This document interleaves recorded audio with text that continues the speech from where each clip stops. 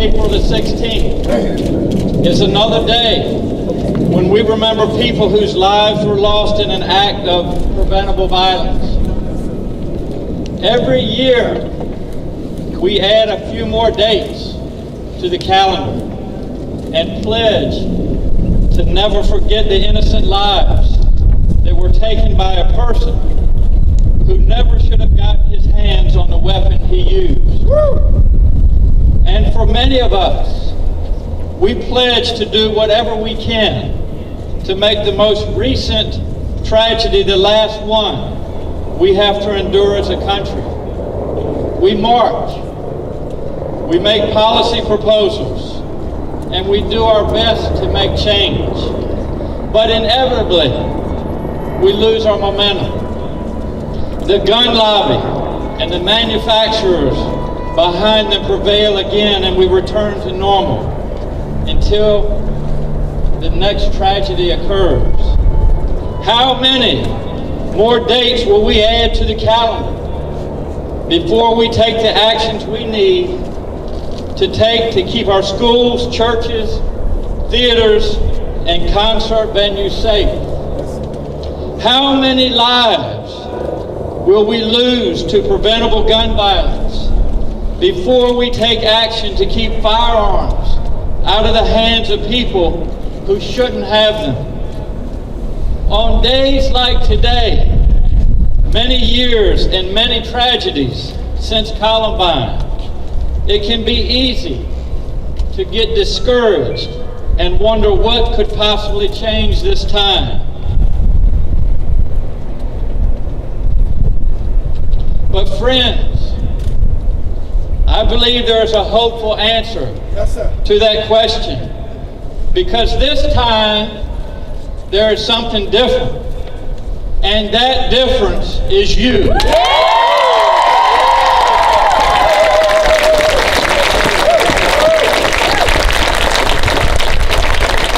After years of politicians failing completely to keep our young people safe in their own schools, our students are taking matters into their own hands. As the gun lobby and the hacks on cable news try to shout you down, you are standing up taller, speaking louder, and sending a message that this issue is not going away. You are the ones who are inspiring people of my generation to forget the defeats of the past and honor the lives of the people we have lost, not with thoughts and prayers, but with action to build a commonwealth and a country where we can attend school or enter a public space without the fear of gun violence. As your governor, I have a responsibility to tell you about the importance of staying in school. But I can't think of anything you could be learning right now that is more important than the incredible power and responsibility that you have to stay in this fight and hold people like us accountable for keeping you safe.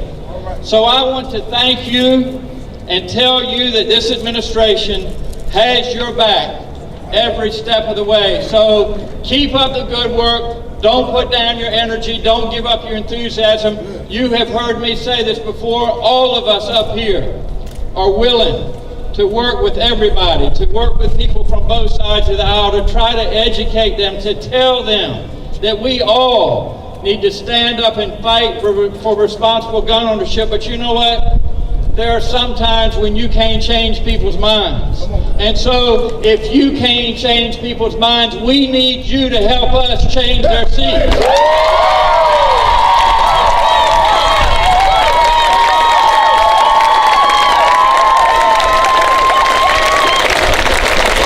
So it is my pleasure to introduce a friend to all of you, a friend to the Commonwealth of Virginia, a friend that is not scared of standing up and supporting responsible gun ownership. He has a track record. He's been a previous federal prosecutor.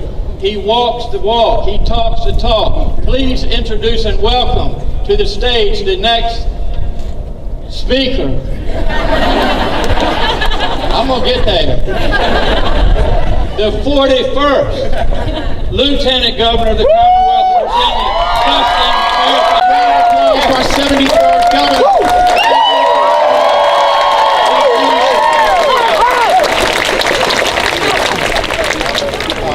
We are so honored to be here with you today. We are so inspired by your example, by your courage, by your willingness to stand up and fight. And I know sometimes this fight seems like it can't be won. But what we know in this Commonwealth and in this country is what Margaret Mead once said. Never doubt that a small group of thoughtful, concerned citizens can change the world, because indeed it's the only thing that ever has. And I promise you, this group is going to change the world, starting right here in the Commonwealth of Virginia. And I see so many brilliant faces. I see so many people who I know are committed to this cause, who are dedicated to this fight. The governor said that it was his responsibility as governor to remind you how important it is to stay in school and to be in school. Well, as lieutenant governor, it's my job to remind you how good and important it is to get good grades. So we want to make sure you get good grades. But I do want to say this. Everyone here on the stage is an F for the NRA, and we're so proud of that.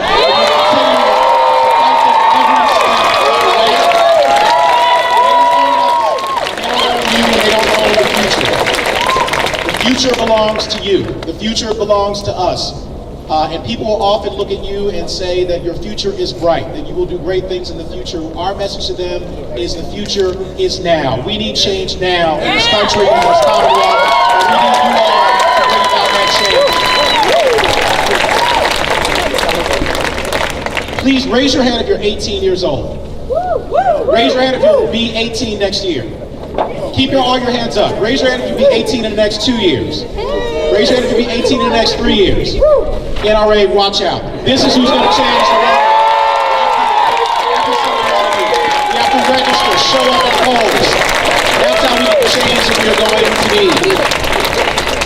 And I see jerseys and shirts and hats and beautiful colors from all around Richmond, all around Virginia. But today we all go to the same school. It's a school called Change. We all live in the same neighborhood. It's a neighborhood called Progress. And we live in the same state. It's a state called Enough. I promise you, we are going to win this fight. All of us together are going to win this fight.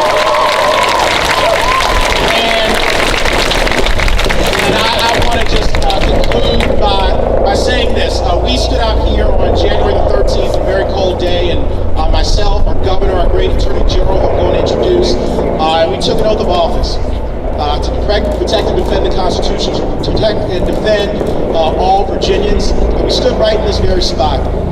We're back here again. We're taking another oath. We're going to do everything that we can do in our power, working with you, to make sure that your schools are safe, that our communities are safe, that we get rid of gun violence in Virginia and around this country.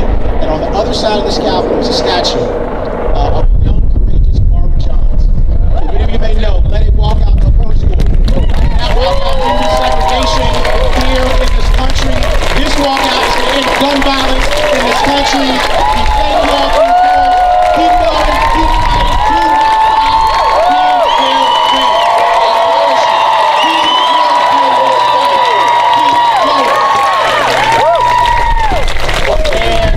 And in addition to our incredible, courageous delegates, our senator, our secretary, Lori Haas, who was a champion, Pam Northam, our great first lady, we're going to give a round of applause.